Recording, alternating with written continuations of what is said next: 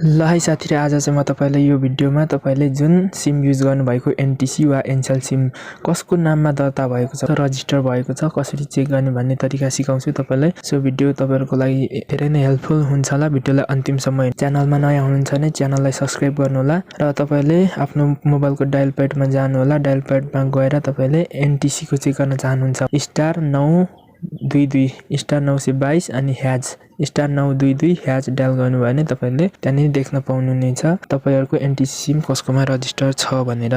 यसरी तपाईले आफ्नो एनटीसी सिम कसको नाममा दर्ता छ चेक गर्न सक्नुहुन्छ। र एनसेल तर्फ तपाईहरु फेरि आफ्नो डायल प्याडमा जानु होला। डायल प्याडमा गएर *9966 # डायल गरेर तपाईले एनसेलमा कल गरिदिनु भने तपाईहरुको एनसेल सिम कसको नाममा छ तपाईहरुले हेर्न सक्नुहुन्छ।